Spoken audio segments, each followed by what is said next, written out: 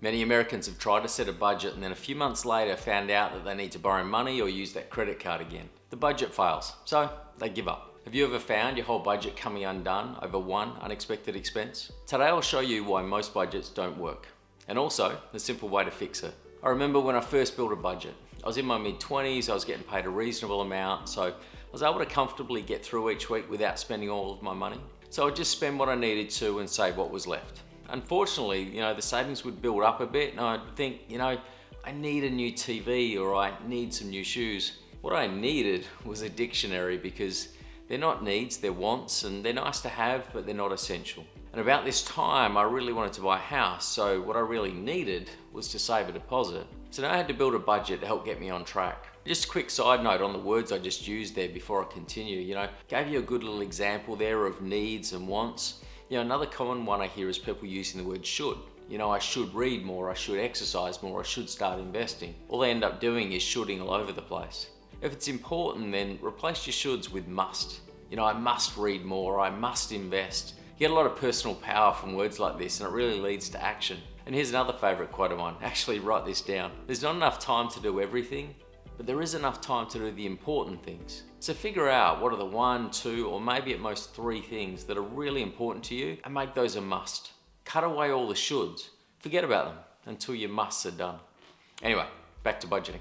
So I decided I must create a budget. I looked at my expenses for the last year and figured out all the recurring costs like rent, electricity, internet, and so on. As I was looking at the expenses, I would see a few big one-off expenses like an emergency trip to the dentist, or maybe I had an issue with my car. I didn't include these in my budget as I didn't expect them to happen again next year. And I was right.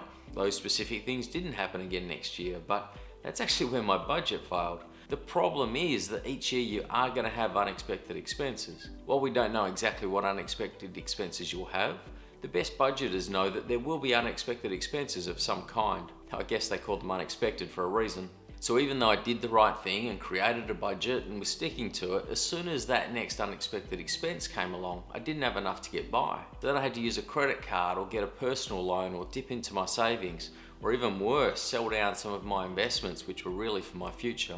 Now your budget's failed because you've got another debt, you've got interest to pay, or maybe your savings are down. So how did I fix it? Well, the answer is surprisingly simple. The emergency fund.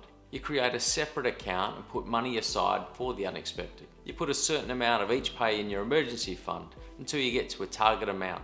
Once you've reached your target, you don't put any more in. You can use the extra money for spending or investing. When you have an unexpected bill or emergency, you can use your emergency fund.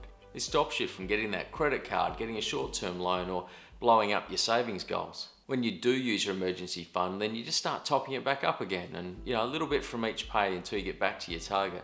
So it's ready for the next emergency. Remember, this money is for emergencies. Going away with your friends for a weekend, that's not an emergency. You need to have some level of self-discipline to make this work. You need to set just 2 figures for your emergency fund, so it's really simple to do. The first is the target amount that you want to get your emergency fund up to when it's full. And as a guide, I'd suggest about 4% of your salary. So if you're on $50,000 a year, then maybe $2,000. If you've got kids, medical issues, an old house, or a car that might cause issues, then maybe you want a bit more. And over time, you should probably try and increase it. Eventually, it'd be great to figure out what your expenses are and get your emergency fund up to 3 months worth of normal expenses. So that means if you lose your job, then you're at least good for 3 months. But first things first, if you're just getting started, then having an emergency fund with $500 is far better than not having one at all. The second thing to do is to decide how much money you want to put into your emergency fund out of each pay to top it up. As a guide, I usually get my target and divide by 12. Doing this means that at the end of 1 year, you should have filled your emergency fund. So if you have an emergency fund of $2,000, then dividing by 12 gives us $166. I'd round that up to $170 and ideally set up an automatic transfer until you hit your $2,000 target. I'm actually building a finance app that manages all your banking, it automates your budgeting, and it includes creating and topping up your emergency fund. So check out the Grow Today app when that comes out. It even automates your investing. So today you've learnt a very simple but very powerful lesson. The unexpected happens. We can't plan for a specific unexpected event, but we can plan for the unexpected. When you have an emergency or an unexpected expense, have your emergency fund ready so you don't blow your budget. Not only does this give you financial security, but it also brings you peace of mind. And look, that's even more valuable. For those of you that have been living paycheck to paycheck, then this is really that first step in growing up financially. It's the very first step I want you to take. And for those that like a challenge, set up in your emergency fund account, set your target amount and get to that target in under 3 months. Sell some stuff you don't use, work a few extra shifts, do whatever you need to do to top it up quickly. This is going to protect your financial position. So you can start looking at the next steps like, paying down debt, building your savings or investing for the future. Because if you want to be financially free in the future, you really need to grow today.